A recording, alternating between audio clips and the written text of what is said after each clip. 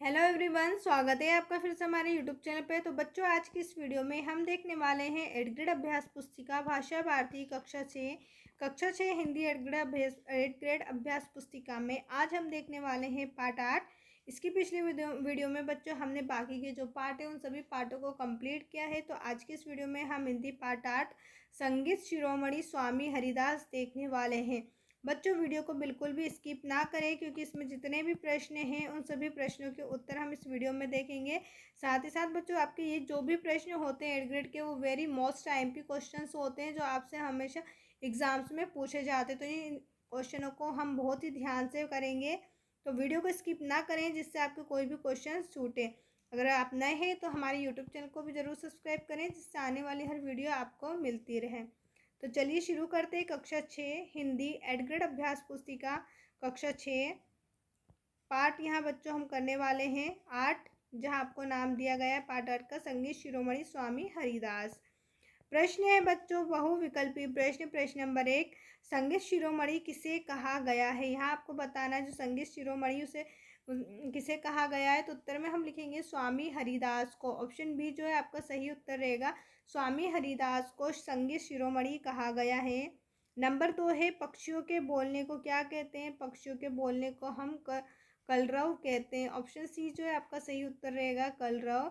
इसके बाद है नंबर 3 पे दीपक राग का संबंध किससे है। दीपक राग का संबंध आपको बताना है। उत्तर में हम लिखेंगे आग। ऑप्शन सी जो है बच्चा आपको सही उत्तर रहेगा, दीपक राग का संबंध आग से है। नंबर 4 पे है दिल बाग बाग हो गया वाक्य। दिल बाग बाग हो गया वाक्य कैसा है, तो ये एक मुहावरा है। यहाँ भी बच्चों आपका सी ऑप्शन जो है वो सही उत्तर है, मुहावरा। नंबर 5 है तुलसीदास का दूसरा क्या नाम है। तो तुलसीदास का दूसरा नाम है तुलसी पत्र। ऑप्शन बी जो है आपका सही उत्तर रहेगा, तुलसी पत्र। तुलसी दल का दूसरा नाम तुलसी दल का दूसरा नाम तुलसी पत्र है। अब इसके बाद बच्चों प्रश्न है नीचे दिए गए शब्दों में से उचित शब्द चुनकर रिक्त स्थानों की पूर्ति कीजिए। यहाँ आपको कुछ शब्द दिए गए हैं, शब्दों को छांट कर हमें सही रिक्त स्थान में भरना है। प्रश्न 6 है कला और संस्कृति की पहचान है। कला और संस्कृति की पहचान है, तो यहाँ हम उत्तर में लिखेंगे भारत। कला और संस्कृति की भारत की पहचान है। नंबर 7 पे मधुर संगीत में विशेषण शब्द है। मधुर संगीत में विशेषण शब्द कौन सा है, तो मधुर। मधुर संगीत में मधुर जो है वो एक विशेषण शब्द है। नंबर 8 रवि प्लस इंद्र का संधि है। रवि और प्लस इंद्र को हम जोड़ेंगे तो हमें क्या मिलेगा, रविंद्र।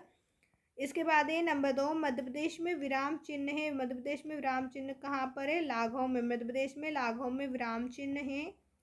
नंबर 10 रिक्त स्थान है पाठ के दूसरे दृश्य में रात का पहर था। पाठ के दूसरे दृश्य में रात का क्या पहर था, तो उत्तर हम लिखेंगे पहला, रात का पहला पहर था। इसके बाद है बच्चों अगला प्रश्न, जहां आपको प्रश्न उत्तर दिए गए हैं। अति लघुत्तरीय प्रश्न है। प्रश्न नंबर 11 है मेघ मल्हार किसे कहते हैं। मेघ मल्हार किसे कहते हैं। उत्तर में हम लिखेंगे मेघ मल्हार वर्षा ऋतु में गाया जाने वाला राग है जो बादलों को आमंत्रित करता है। इसके बाद है नंबर 12 प्रश्न, रूपा ये है तानसेन तुम्हारे गुरु भाई। वाक्य में कौन कौन से विराम चिन्ह है। इस पूरे वाक्य में कौन कौन से विराम चिन्ह है। रूपो ये है तानसेन तुम्हारे गुरु भाई। यहाँ से लेकर इस पूरे वाक्य में जो भी आपको विराम चिन्ह दिख रहे हैं वो आपको लिखना है। तो उत्तर में बच्चों हम लिखेंगे विस्मय बौद्धिक चिन्ह। तो ये वाला जो आपका चिन्ह है ये विस्मय बौद्धिक चिन्ह रहेगा। अल्प विराम, ये जो कोमा लगा हुआ इसे हम अल्प विराम कहते हैं। और लास्ट में पूर्ण विराम, यहाँ पर आप देख सकते हैं आपको पूर्ण विराम लगा कर दिए है। तो कौन कौन से चिन्ह हो गए, विस्मय बौद्धिक चिन्ह, अल्प विराम और पूर्ण विराम है। अब इसके बाद बच्चों अगला प्रश्न है प्रश्न नंबर 13, स्वामी हरिदास का संगीत सुनने के लिए अकबर ने क्या उपाय किया। तो स्वामी हरिदास का संगीत सुनने के लिए अकबर ने क्या उपाय करा। उत्तर में हम लिखेंगे स्वामी हरिदास का संगीत सुनने के लिए अकबर ने तानसेन को गलत गाने के लिए कहा ताकि स्वामी हरिदास सही संगीत गा सकें। प्रश्न नंबर 14 है उप उपसर्ग लगाकर 4 शब्द लिखिए। तो हमें उप उपसर्ग लगाना है। पिछली वीडियो में मैंने बच्चों आपको बताया था उपसर्ग और प्रत्यय क्या होते हैं। तो प्रत्यय वे शब्द होते हैं जो पीछे की साइड लगते हैं। तो आपको पा से याद रखना, पा से प्रत्यय और पा से पीछे लगने वाले शब्द। और उपसर्ग कौन से होते हैं, जो आगे की ओर लगते हैं। उपसर्ग कहाँ लगते हैं, आगे की ओर। प्रत्यय कहाँ लगते हैं, पीछे। यानी कि उपशब्द हमें आगे लगाना है और 4 शब्द बनाना है। तो उत्तर में हम लिखेंगे उपकार, उपकरण, उपवास और उपकला। ये हमारे 4 शब्द हैं। इसके बाद है लघुत्तरी प्रश्न। प्रश्न नंबर 15, पाठ के आधार पर बताइए कि दीपक राग के बाद राग मेघ मल्हार गाना क्यों आवश्यक है। यदि दीपक राग गाया जाता है तो उसके बाद मेघ मल्हार गाना क्यों आवश्यक है। उत्तर में बच्चों यहाँ हम लिखेंगे दीपक राग के बाद मेघ मल्हार गाना इसलिए आवश्यक है क्योंकि दीपक राग शरीर में गर्मी उत्पन्न करता है और मेघ मल्हार उस गर्मी को शांत कर शीतलता प्रदान करता है। इसके बाद है प्रश्न नंबर 16, रेखा, शीला, रजनी और संगीता विद्यालय जा रही हैं। वाक्य में विराम चिन्हों का प्रयोग करके लिखिए। तो आप देख सकते हैं यहाँ वाक्य जो हमें दिया गया इसमें कोई से भी चिन्ह नहीं लगाए गए हैं। तो यहाँ हमें इस पूरे वाक्य में जो उचित चिन्ह है वो लगाना है। तो उत्तर में हम यहाँ लिखेंगे रेखा, उसके बाद कोमा, शीला, कोमा, रजनी और संगीता विद्यालय जा रही है और यहाँ पर हम पूरा पूर्ण विराम लगाएंगे। इस तरीके से हमारा ये वाक्य कंप्लीट हुआ। अब इसके बाद बच्चों अगला प्रश्न देखेंगे। अगला प्रश्न करने से पहले अगर अभी तक आपने हमारे चैनल को सब्सक्राइब नहीं किया है तो ज़रूर सब्सक्राइब करें, वीडियो को लाइक करके अपने सभी दोस्तों के साथ शेयर ज़रूर करें। बच्चों इस चैनल में आपको जितनी भी एग्ज़ाम्स होती हैं उन सभी एग्ज़ाम्स के IMP क्वेश्चंस बताए जाते हैं। साथ ही साथ जो पेपर का सल्यूशन होता है वो भी आपको इस वीडियो में बताया जाता है। तो आप इस चैनल को ज़रूर सब्सक्राइब करें बच्चों, जिससे हर वीडियो आपको मिलती रहे। तो चलिए अब हम देख लेते हैं अगला प्रश्न। प्रश्न नंबर 17, तानसेन ने अपने गुरु को अंतर्यामी क्यों कहा।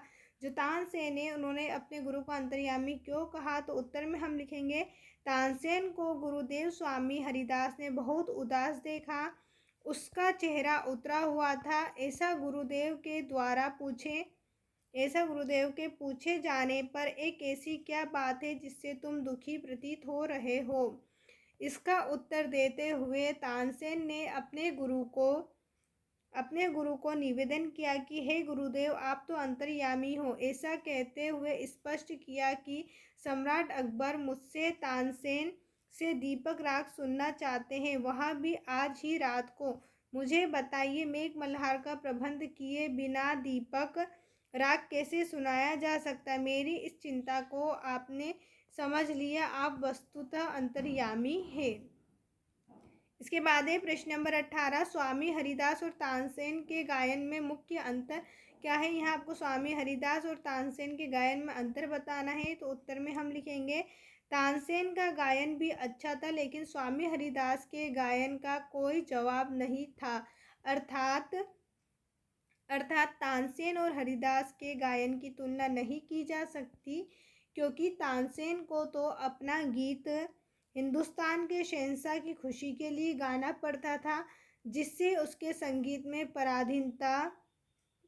परवशता आ जाती थी। जबकि स्वामी हरिदास जी तो संसार के स्वामी को रिझाने के लिए गाते थे, अर्थात वे अपना गीत गाने के लिए स्वाधीन थे। जब वे चाहते थे तो गाते थे, किसी के आदेश पर नहीं। यही अंतर था तानसेन और स्वामी हरिदास के गायन में। इसके बाद बच्चों आपको दीर्घोत्तरी प्रश्न दिया हुआ है। प्रश्न 19 से सम्राट अकबर के नवरत्नों में से किसी एक के बारे में 5 वाक्य लिखिए। आपको सम्राट अशोक के 9 रत्नों में से किसी एक के बारे में 5 वाक्य लिखना है। तो यहाँ हम लिखेंगे तानसेन मुगल सम्राट अकबर के दरबार के 9 नवरत्नों में से एक थे। इनके बारे में 5 वाक्य निम्न हैं। तानसेन के बारे में हम लिखेंगे तानसेन का पूरा नाम रामतनु मिश्रा था। इनका दूसरा नाम रामतनु पांडे भी था। नंबर 2 है इनका जन्म लगभग 1493 ईस्वी में ग्वालियर मध्य प्रदेश में हुआ था। नंबर 3, तानसेन ने संगीत की शिक्षा स्वामी हरिदास से ली थी। नंबर 4, तानसेन को संगीत सम्राट के नाम से भी जाना जाता है। नंबर 5, सम्राट अकबर द्वारा तानसेन को मियाँ का खिताब दिया गया था। इसके बाद है प्रश्न नंबर 20, आज का आखिरी प्रश्न। भारत की कला और संस्कृति के बारे में 5 वाक्य लिखिए। आपको भारत की कला और संस्कृति में 5 वाक्य लिखना है। नंबर 1 में हम लिखेंगे भारत की संस्कृति बहुत विविध है, इसमें पुरातत्व, नृत्य, त्योहार, संगीत, चित्रकला, साहित्य और आदि शामिल हैं। नंबर 2, भारत में कई धर्मों के लोग रहते हैं, इसलिए यहाँ सहिष्णुता और धर्मनिरपेक्षता है। नंबर 3, भारत में विविधता में एकता का कथन प्रचलित है। नंबर 4, भारत में संयुक्त परिवार प्रणाली प्रचलित है। नंबर 5, भारत को संसार की प्रथम और महान संस्कृति माना गया है। आज की इस वीडियो में बच्चों आपका ये पार्ट जो है वो कंप्लीट हुआ। अगले पार्ट की वीडियो के लिए आप हमारे यूट्यूब चैनल की प्लेलिस्ट पर विजिट कर सकते हैं, जहां आपको नेक्स्ट चैप्टर का भी वीडियो मिल जाएगा। साथ ही साथ अगर आप नए हैं तो हमारे यूट्यूब चैनल को ज़रूर सब्सक्राइब करें, वीडियो को लाइक करके अपने सभी दोस्तों के साथ शेयर ज़रूर करें। वीडियो देखने के लिए आपका धन्यवाद।